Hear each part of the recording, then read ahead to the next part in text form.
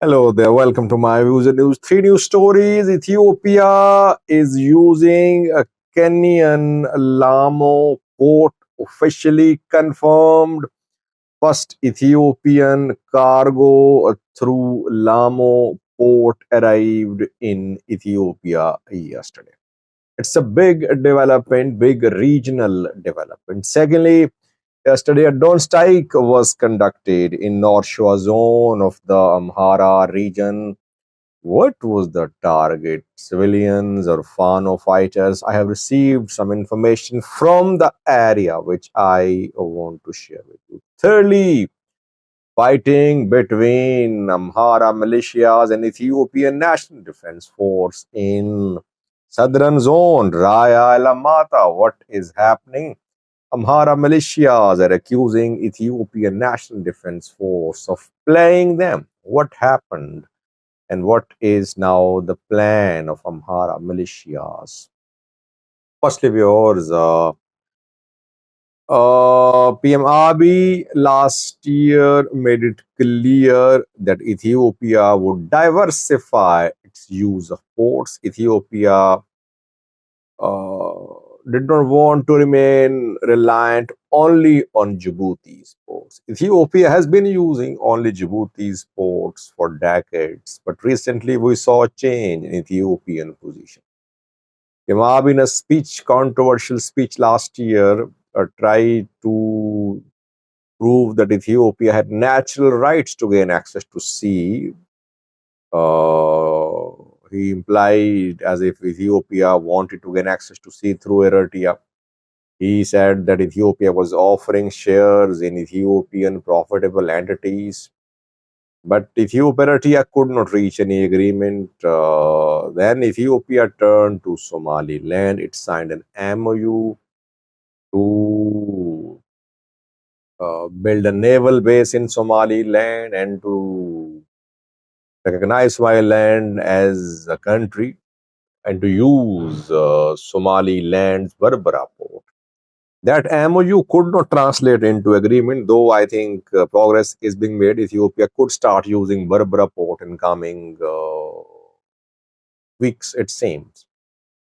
At the same time, Ethiopia has been in talks with Kenya too. Kenya, Ethiopia, South Sudan agreed to build LAPSET a few years ago. LAPSET is Lamo Port South Sudan Ethiopia corridor project. It will link South Sudan, Ethiopia with the Kenyan Lamo port. Infrastructure was built largely, but transportation could not start. Recently, we saw that Ethiopian delegation visited Kenya, Lamu port visited as well, and we heard that Kenya was offering reduced tariffs to Ethiopian government.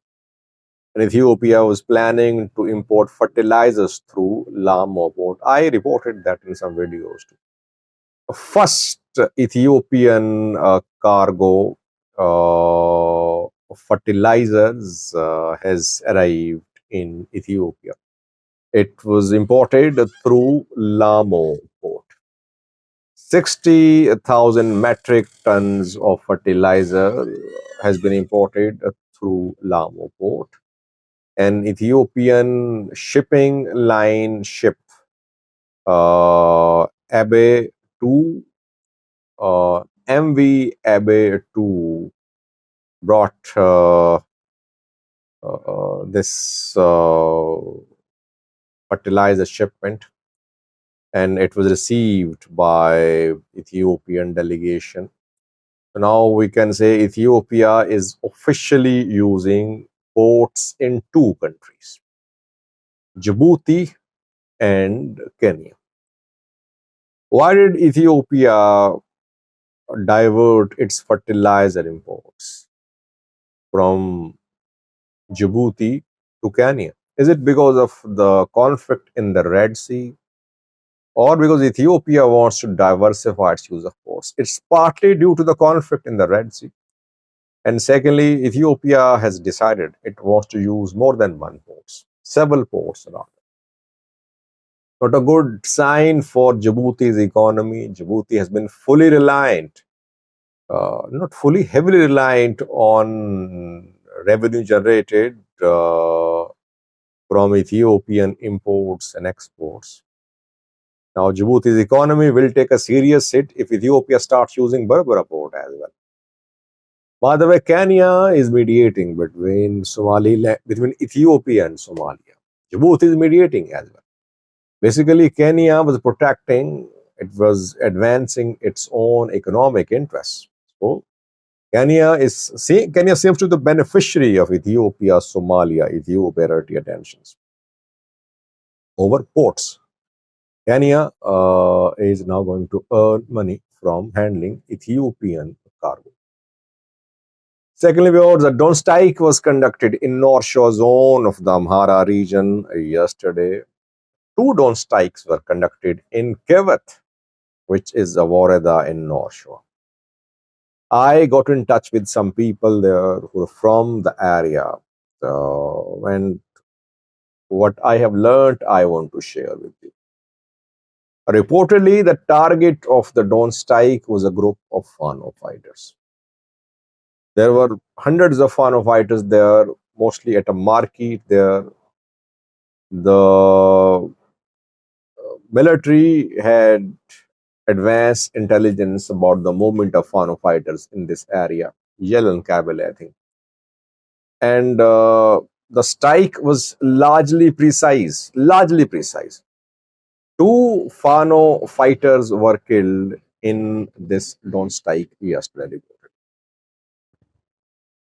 At least two civilians were killed. 4 deaths being confirmed to me from the area. 2 were Fano fighters and 2 were civilians. And some other civilians were injured too. Attack was definitely on a group of Fano fighters. That is what I have learned. I have confirmed from the area through some people who have no connection with Fano or government or all are there. Secondly, lastly, viewers, tension between Amhara militias and Ethiopian National Defense Force in southern zone, Raya Alamata, Koram, fighting erupted yesterday. What is happening? Amhara militias are trying to push back into southern zone. They retreated last month, more than a month ago, when Tigray fighters entered southern zone. They retreated. And they were told by Ethiopian National Defense Force that Tigray fighters will be expelled and ENDF will take over. This promise is not being kept. Tigray fighters are expanding areas under their control. And 2 days ago, they hoisted flags in new areas. In Sihai, Mgabia, in Rawane, Dibiyat, in other areas around Alamata city. They hoisted flags of the Tigray region. Amhara militias want to push Tigray fighters out of newly captured areas, newly captured by Tigray fighters. Ethiopian military is not supporting Amhara militias. It is restricting the movement of Amhara militias towards these areas. That is why fighting erupted around 24 hours ago between Amhara militias and Ethiopian National Defense Force. Amhara militias complain that Tigray forces are expanding the territory under their control, and ENDF is helping TPLF, Tigray fighters. Amhara militias tried to enter Koram too, reportedly, but Koram is under full Tigray control. ENDF is there too, but in Koram there's a large number of Tigray fighters. Tigray fighters could not enter Alamata in large numbers. They did enter their Alamata city, but their number is small. In Koram, they are in full control, you can say. Amhara militias tried to enter Koram, they could not, keeping in view the large number of Tigray fighters and Ethiopian National Defense. Amhara militias are saying that they will continue the fight, that they won't let Tigray People Liberation Fund take over this land. They say this is Amhara land. Tigray says it's Tigray land. ENDF so far has not taken any strong action against Tigray fighters. ENDF seems to be indirectly supporting Tigray fighters in helping Tigray fighters establish interim or permanent administration in these areas. Thank you for watching.